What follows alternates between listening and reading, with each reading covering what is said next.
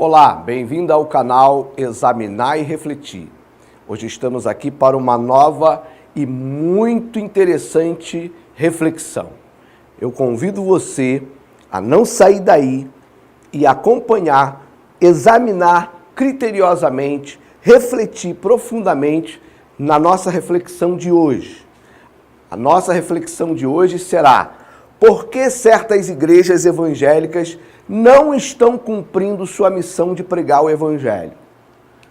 Você está vendo que muito terá que examinar, muito haverá que refletir sobre isso. Mas eu queria, antes de darmos início à nossa reflexão, fazer uma observação. Lembrar a vocês que o examinar e refletir é a primeira etapa de um projeto de curto e longo prazo. Nem tudo que a gente vai trabalhar aqui, nós vamos aprofundar do ponto de vista teórico, conteudista, filosófico. Na verdade, o objetivo do canal, inicialmente, é provocar exatamente a reflexão, chamar a atenção para certos aspectos e certas questões que estão ocorrendo no meio evangélico. Futuramente, se for da vontade de Deus, nós teremos a nossa escola através da web, da internet. Aí sim, nós estruturaremos melhor, aprofundaremos mais certas temáticas e tentaremos contribuir para a formação de uma nova mentalidade, de uma nova geração, com maior identificação com Cristo Jesus e o seu Evangelho.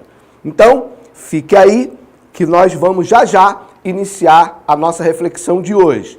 E não se esqueça, se inscreva no nosso canal, acione o sininho para que vocês recebam nossas notificações, deixe o seu like e compartilhe os nossos vídeos. Fique aí, vamos começar agora a nossa reflexão.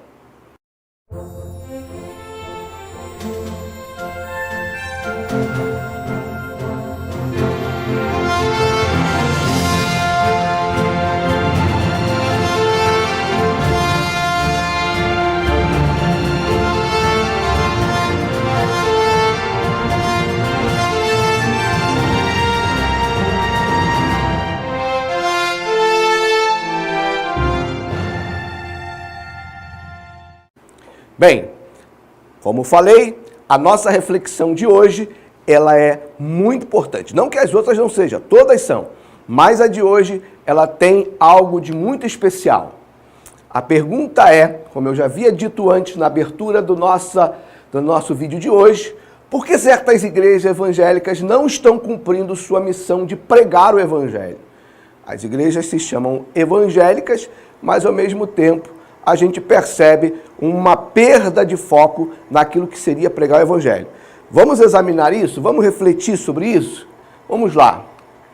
Primeiro, o que quer dizer Evangelho? Se você for pesquisar aí, hoje em dia a facilidade de pesquisa de informação é muito grande através da internet. Antigamente a gente tinha que procurar enciclopédia, dicionário, mas você vai lá na internet e, em resumo, Evangelho, ele quer dizer boa nova. Se você for trazer para a doutrina cristã, a boa nova de Cristo. Então, na tradução do grego, a palavra evangelho passou a significar boa nova, segundo a exata etimologia do termo. Então, assim, vamos ficar com essa definição de evangelho. Boa nova. Então, quando Cristo fala, pregai o meu evangelho, você vai pregar algo bom, algo satisfatório, algo abençoador e algo que traz novidade, algo que traz algo novo. Nós já falamos em vídeos anteriores que o apóstolo Paulo vai dizer que Jesus vem trazer revelação àquilo que estava oculto. Então vamos seguir. Guarde isso. Evangelho, boa nova. Bem, vamos lá. A nossa primeira pergunta. O que vem sendo pregado com ênfase como evangelho por certas igrejas evangélicas? O que vem sendo pregado com ênfase como sendo evangelho por certas igrejas evangélicas? Nós já comentamos algo nesse sentido, vamos falar hoje e vamos voltar a falar porque isso é muito importante. Quais são as temáticas? Quais são os textos bíblicos? Quais são as mensagens? o que traz a reflexão para os membros, para os congregados da igreja, aquilo que está sendo pregado na igreja. Bem, hoje se fala muito de pregação motivacional. Hoje a gente vê muitas pregações calcadas em fatos, né? Não que não sejam válidos, né? Do Velho Testamento, para trazer lições para as pessoas no campo da dimensão humana. Mas isso não é a prioridade do Evangelho de Cristo. Muitas vezes nós fugimos do princípio básico do que é Evangelho, que é trazer algo novo, que foi revelado a partir de Cristo. E muitas vezes aquilo que está sendo pregado não precisava Jesus ter vindo ao mundo para ser pregado. Não precisava Jesus morrer na cruz para ser pregado. E o pior de tudo, algumas lições que estão sendo dadas muitas vezes através da Bíblia, elas podem ser dadas por pessoas que nem são evangélicas, sem usar a Bíblia. Existem fundamentações que você pode tirar, já que Deus criou todas as coisas, inclusive a dimensão humana, os seus processos, as suas leis, os seus princípios. Então existem coisas que você pode, a partir de uma história da Bíblia, trazer lições que são boas, que são importantes para a vida das pessoas na dimensão humana. Mas isso não é evangelho. Isso não é evangelho. Bem, terceira questão. O que Jesus Cristo e, na sequência, os apóstolos trouxeram como evangelho e que não vem recebendo ênfase por certas igrejas evangélicas? Bem, aqui no item 2, nós falamos do foco que vem sendo dado, do direcionamento, do contexto filosófico e pedagógico que tem sido norteador nas pregações das igrejas. E aqui no item 3, nós vamos falar daquilo que, muitas vezes, por causa daquilo que está ocupando em predominância o discurso hoje, que está ficando de fora.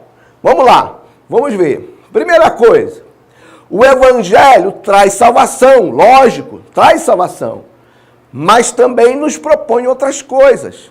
Evangelho não é só salvar e, estando salvo, estou com o meu lugar garantido no céu. Não, não é assim que a Bíblia diz, não é assim que Cristo diz. Em primeiro lugar, o Evangelho não traz salvação, mas também nos propõe o reino de Cristo em nós. Quando você ora o Pai Nosso, você diz, Pai Nosso que está nos céus, venha a nós o vosso reino. E aí eu vou aproveitar para fazer uma observação, que não é trazer o reino de Cristo para o sistema deste mundo, como alguns enganosamente pensam. Jesus disse para Pilatos, o meu reino não é deste mundo. E nas epístolas nós encontramos que a Bíblia diz que o mundo jaz no maligno. Ah, Misael, então você está propondo que nós sejamos desassociados do mundo, que nós não exerçamos a nossa cidadania? Não. Não tem nada a ver uma coisa com a outra. Bem, então como eu expliquei, não é uma questão de você deixar de exercitar a sua cidadania. Muito pelo contrário. Olha só o que diz o item 2 aqui. O Evangelho traz salvação, mas também nos propõe exercício da cidadania terrena em convivência com a do reino de Cristo. Eu quero ressaltar isso aqui, ó, em convivência com a do reino de Cristo. Tem aquela frase que muitos usam e a gente ainda vai falar um pouco mais dela mais adiante. Jesus diz, dê a César o que é de César e a Deus o que é de Deus. Isso significa que você, como cristão, não é que uma coisa vai anular a outra. Não. Você, mediante a fé que a Bíblia diz que vence o mundo, você, como cristão, tem que ser capaz de receber o reino de Cristo de você e, ao mesmo tempo, exercitar a sua cidadania. Ou seja, é um grande desafio a ser vivido. Decidiu ser um cristão? Então entenda, você vai ter que aprender a conviver nas duas dimensões, sem que uma anule a outra. Beleza? Bem, então o Evangelho traz isso para você. Isso não é fácil, preste atenção. O Evangelho traz salvação, mas também nos propõe um desapego das coisas deste mundo e um olhar voltado para o invisível. O Evangelho não está focado naquilo que se vê. Aquilo que se vê é temporal e é passageiro. Não vamos esquecer, inclusive, que muitos que gostam aí de ficar usando o Velho Testamento hoje em dia, até como foco principal, Moisés. Se você for lá em Hebreus no capítulo 11, você vai ver que Moisés, ele rejeitou, ele abriu mão de ser chamado filho da filha de Faraó, abriu mão das regalias, dos privilégios que ele possuía lá no Egito e preferiu sofrer com o povo de Israel. Aí a Bíblia vai dizer, porque ele tinha em vista o invisível. O invisível. Quando Abraão vai sacrificar o seu filho Isaque, Isaque pergunta, eu não estou vendo o cordeiro, onde está o cordeiro? Abraão vê lá na frente, Deus para si o cordeiro proverá. Então, o Evangelho nos propõe o desapego das coisas deste mundo. Paulo vai dizer, aquele que compra, seja como não possuísse. Aquele que se utiliza desse mundo, seja como não se utilizasse. Ou seja, viver no exercício da cidadania terrena e, ao mesmo tempo, convivência com o reino de Cristo, requer sacrifício, requer disposição, de consagração, de devoção a Deus, de conhecimento de Deus, de vida buscando as coisas espirituais. Não é fácil servir a Jesus. Bem, quarto, o Evangelho traz salvação, mas também nos propõe um objetivo superior a ser alcançado no reino de Cristo. Cristo e a cruz é a meta de valores, princípios e condução. Quando a gente fala de objetivo a ser alcançado no reino de Cristo, não estamos falando só apenas do céu. Nós estamos falando aqui nesta terra. Quando se aceita Jesus e se diz cristão, significa que você adotou para você uma meta de vida, um objetivo de vida inerente ao reino de Cristo. No reino humano, você tem o objetivo de ter uma boa família, de você lutar por uma boa posição social, é natural, isso é o direito seu. De você conseguir uma boa condição financeira, de você ter um emprego estável, de poder viajar, sem problema nenhum. Mas não pode esquecer que quando você entra para o cristianismo, quando você se torna um cristão, existe um objetivo maior a ser alcançado. Existe um novo parâmetro de princípio, de valor, de moral para a sua vida. Que padrão é esse? Esse padrão é Cristo e a cruz de Cristo. A sua meta de valores, princípios e condução da sua vida passa a ser a representação de Jesus na cruz, do amor dele revelado para a humanidade. A cruz não é apenas o meio da sua salvação. A cruz é o alvo, a cruz é a meta, a cruz é a determinante dos seus valores, dos seus princípios. Nós estamos nos conformando em sermos éticos, agirmos com uma conduta correta. Não, ser cristão vai muito além de ser ético. Ser cristão vai muito além de respeitar a moral da dimensão humana. Ser cristão é buscar a semelhança de Cristo Jesus na sua vida. E isso não é alcançado da noite para o dia, nem de qualquer maneira. Isso é evangelho. Jesus veio trazer isso como algo novo na nossa vida. Eu vou trazer para vocês e vos dou um novo mandamento. Vocês precisam amar como eu amei vocês. Isso é meta, objetivo a ser alcançado, para que você possa ter vivência na dimensão espiritual e possa transcender definitivamente a dimensão espiritual plena, que é o céu. O Evangelho traz salvação, mas também nos propõe esforço e empenho para alcançar o reino dos céus. A Bíblia diz, Jesus fala que o reino dos céus é conquistado e alcançado à força. Você tem a salvação, porque Jesus tirou você da maldição do pecado, perdoou os seus pecados, te restituiu a um novo caminho, a um novo patamar. Repito, como já disse antes, Paulo fala, nos ressuscitou estando mortos em ofensas e pecados e nos fez assentar com Cristo nos lugares celestiais. Então agora, após a salvação, um novo caminho é colocado diante de você. Jesus diz, eu sou o caminho, a verdade e a vida. Ninguém vem ao Pai senão por mim. Existe aí uma orientação de uma ação ativa que tem que ser construída a partir do momento que eu sou salvo. E eu preciso me empenhar. em relação a alcançar o reino dos céus. O Evangelho traz salvação, mas também nos propõe desenvolvimento e aperfeiçoamento espiritual. Paulo vai dizer em Filipenses capítulo 1, versículo 6, que aquele que em vós começou a boa obra, ele aperfeiçoará até o dia de Cristo Jesus.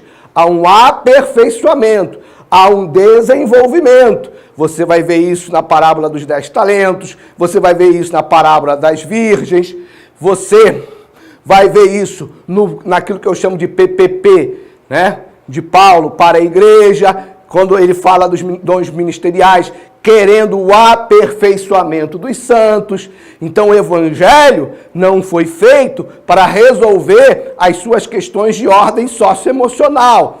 O Evangelho, o foco dele, não é a solução dos seus problemas, não é te trazer uma vida mais estável e confortável. Isso você pode encontrar até de outras maneiras, mas ter o alvo da cruz, mas ter o aperfeiçoamento e desenvolvimento do seu espírito, isso você só encontra no Evangelho de Jesus Cristo. Bem, certas igrejas evangélicas impactam seus ouvintes como Cristo fazia? As igrejas evangélicas, só com algumas coisinhas que eu falei, você tem visto os pastores colocando esse discurso para impactar as pessoas, para mostrar para as pessoas que não basta elas buscarem vitória, que não basta elas buscarem bênção, que não basta elas buscar a solução para a sua vida financeira, que não basta elas quererem ter uma vida feliz, uma vida melhor aqui nessa terra. Você tem visto as pessoas sendo impactadas para trazerem elas a verdade do reino de Cristo? O próprio Jesus impactou as pessoas dessa forma. No seu discurso, eu já citei aqui, vou sempre falar desse assunto.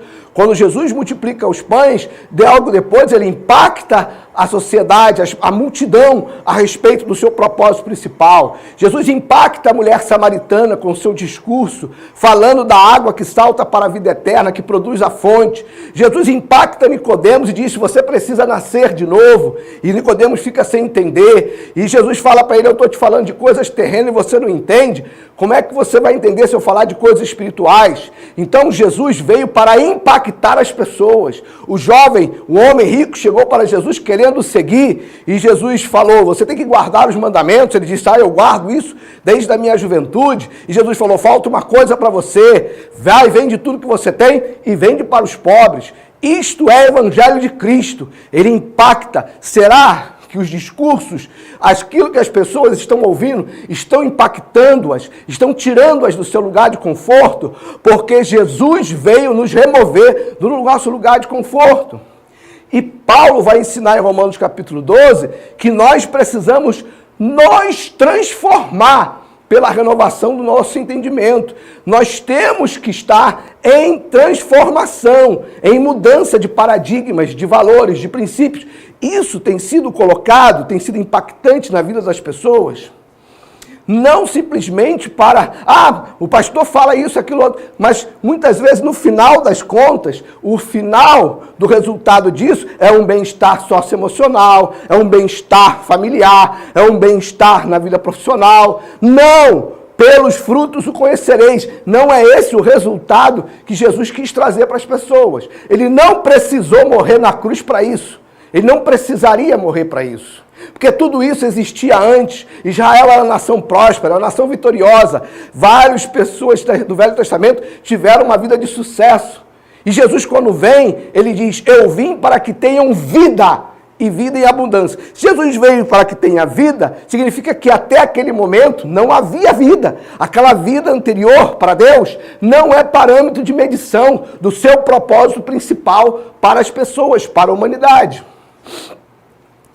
5. A programação de certas igrejas dão ênfase ao que Cristo veio revelar em seu Evangelho. Qual é a pauta de programação da sua igreja? Quais são os cultos que tem na sua igreja? Quais são os cultos, né? Aqui, quais os eventos mais frequentados em certas igrejas evangélicas? Qual é? A escola bíblica dominical? É o culto de ensino, é o culto da palavra? Ou é o culto do milagre, o culto da vitória, o culto do sobrenatural, o culto da operação de poder? Tem tantos cultos que foram criados para estimular as pessoas a estarem na igreja, mas que no final das contas cria um foco diferenciado que não é o foco do Evangelho. E as pessoas tomam isso como Evangelho para si, e como se elas estivessem seguindo o Evangelho. Qual é a frequência? Qual é o culto mais frequentado?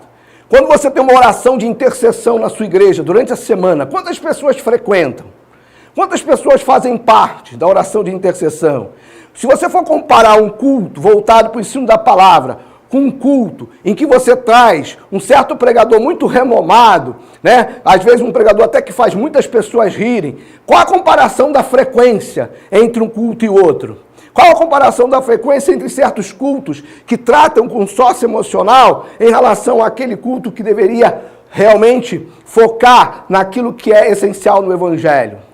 E outra coisa, quando você dá o nome de culto da mensagem, culto do ensino, culto da palavra, não quer dizer que o que está sendo colocado ali está focado em Cristo ou na essencialidade do Evangelho. Não adianta eu fazer um culto voltado para o ensino, para a palavra, em que a ênfase continue sendo o meu sócio emocional, porque eu estou criando uma distorção daquilo que é, de fato, o Evangelho de Cristo. Quais as principais temáticas e metas das orações e campanhas? Bem, Paulo fala de sermos cheios de toda a plenitude de Deus. Paulo fala de chegarmos à estatura de varão perfeito, à semelhança de Cristo Jesus. Paulo fala que os maridos devem amar suas esposas como Cristo amou a igreja.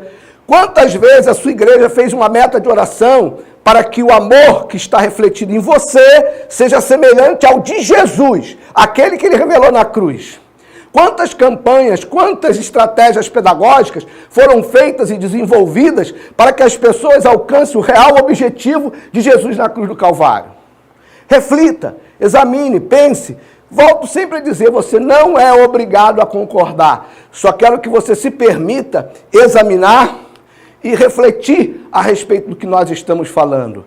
Será que, de fato, o Evangelho de Cristo, a boa nova, aquilo que diferencia do que já vinha sendo construído na sociedade, aquilo que já era possibilidade para o homem, lá no Velho Testamento, até Cristo vir ao mundo, será que o que a gente está trazendo é de fato novo? É o que Cristo veio revelar? Reflita, examine e inscreva-se no nosso canal, ative o sininho, deixe o seu like. Muito obrigado mais uma vez pela sua presença no canal Examinar e Refletir.